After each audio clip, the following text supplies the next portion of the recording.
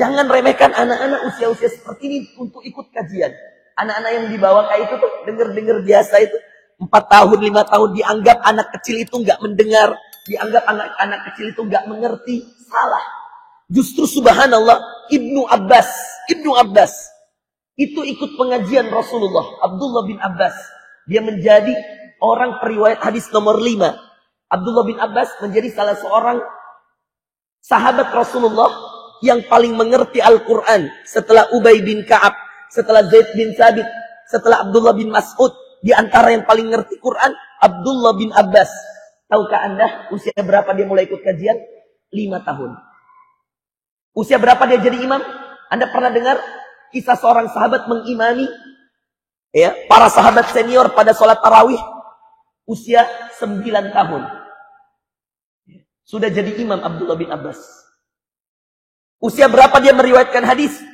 Bapak Ibu sekalian, dia meriwayatkan hadis usia 15 tahun.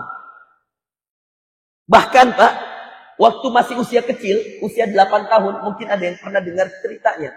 Usia 8 tahun sampai 9 tahun kira-kira seperti itu, dia bermajlis bersama Rasulullah sallallahu alaihi wasallam. Lalu kemudian duduklah Abdullah bin Abbas.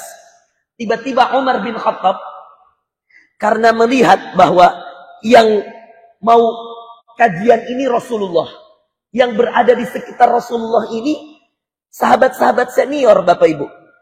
Ada Abu Bakar, ada Umar, ada Utsman, ada Abdurrahman bin Auf. Sahabat senior. Dan ini sudah kejadian, sudah dalam keadaan di Madinah. Tiba-tiba Umar berdiri Bapak Ibu sekalian. Umar bin Khattab. Lalu Umar kemudian mengatakan pada Abdullah bin Abbas, anak kecil waktu itu. Umar mengatakan, ya gulam, anak muda, berdirilah dan pergilah. Berdirilah dan pergilah. Rasulullah yang melihat kejadian itu lalu mengatakan pada Umar, ya Umar, da'hu. Wahai Umar, biarkan dia di sini. Siapa yang diminta dibiarkan? Anak kecil.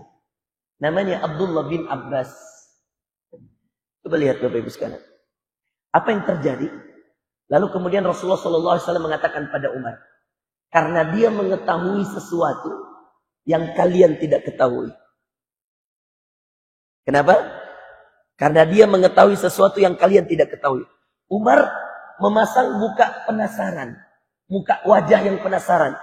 Apa yang diketahui anak kecil yang tidak diketahui kita para sahabat.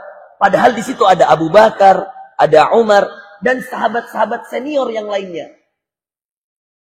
Tahukah kemudian apa kata Rasulullah sallallahu alaihi wasallam? Kata Rasulullah SAW, ya Umar, mada taqul fi qaulillahi idza jaa nasrullahi wal fath wa ra'aitan nasa yadkhuluna fi dinillahi afwaja fasabbih bihamdi rabbika wastaghfir innahu kana tawwaba. Surah apa ini?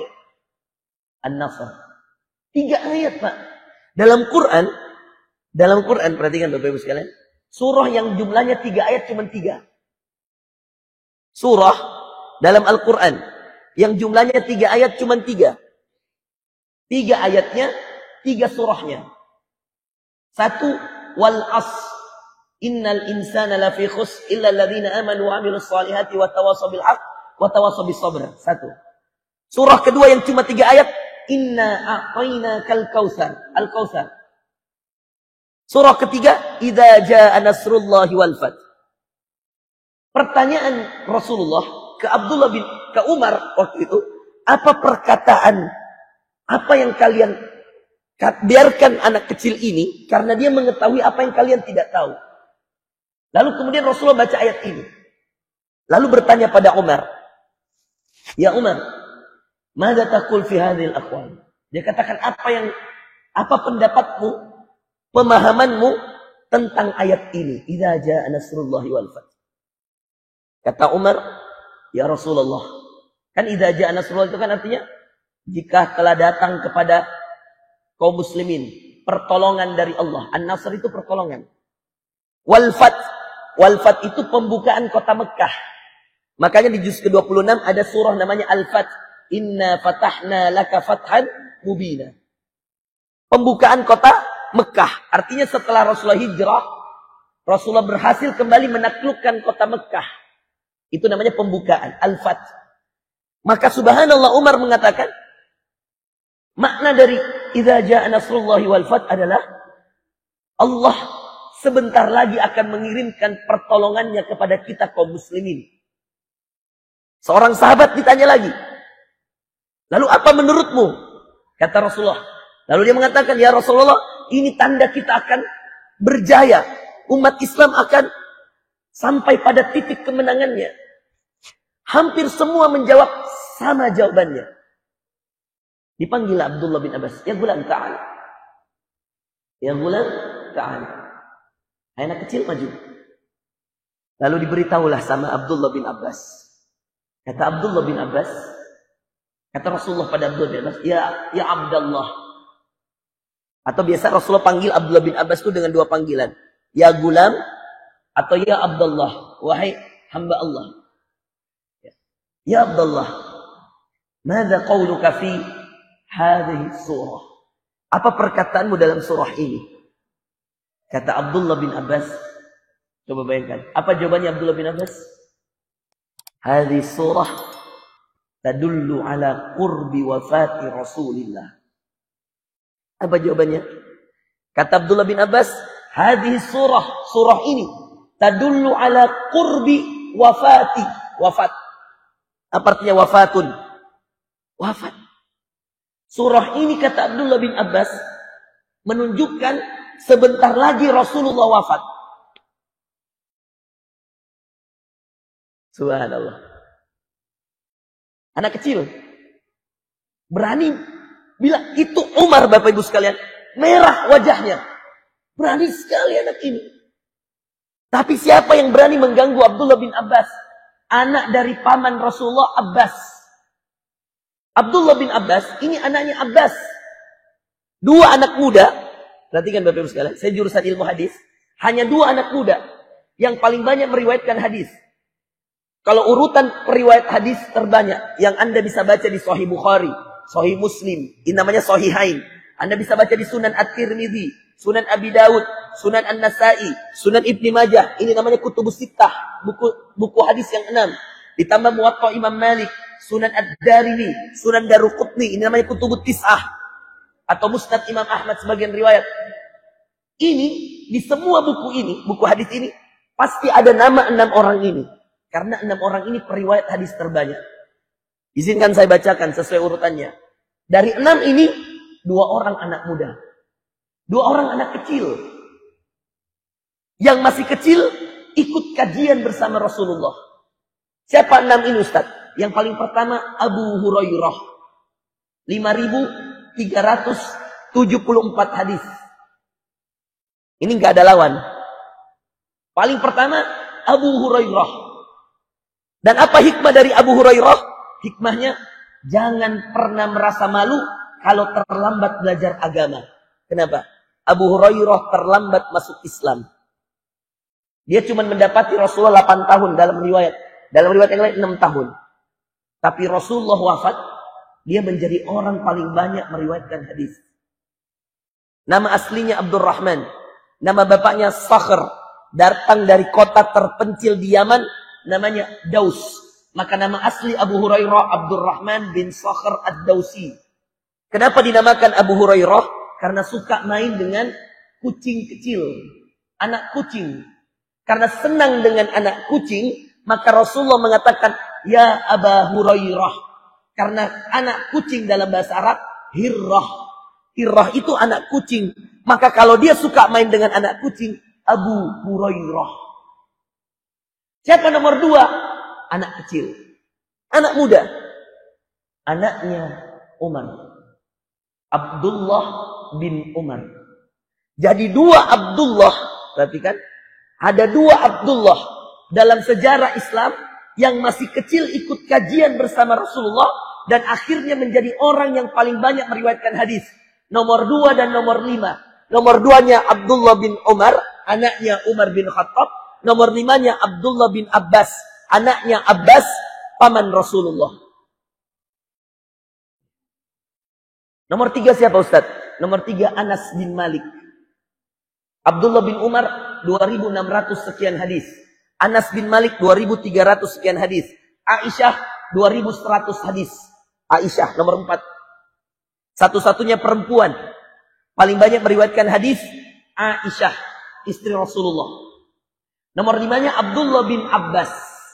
Nomor 6-nya Jabir bin Abdullah. 6 periwayat hadis. Yang kalau Anda buka semua buku hadis, mau Riyadus Shalihin, mau Bulughul Maram, mau apa lagi? Sunan An-Nasa'i, Sunan At-Tirmidzi, apapun, pasti Anda ketemu 6 nama orang ini. Apalagi nama Abu Hurairah, pasti ketemu. Bapak Ibu tahu nggak? Ketika Abdullah bin Abbas mengatakan, apa perkataanmu? Ketika ditanya oleh Rasulullah SAW, apa perkataanmu tentang surah ini? Idza jaa nasrullahi wal fath. Kata Abdullah bin Abbas, hadza dalilu qurbu wafati Rasulillah. Ini bukti sebentar lagi Rasulullah wafat. Tahukah Anda, semua sahabat waktu itu matanya melotot, mukanya merah, terheran-heran. Ada yang marah karena mengatakan betapa beraninya seorang anak kecil. Tapi di saat yang sama, sebagian mengakui karena dia tahu bahwa ini adalah sepupu Rasulullah. Karena Abbas paman Rasulullah. Keluarga Rasulullah, Abdullah bin Abbas.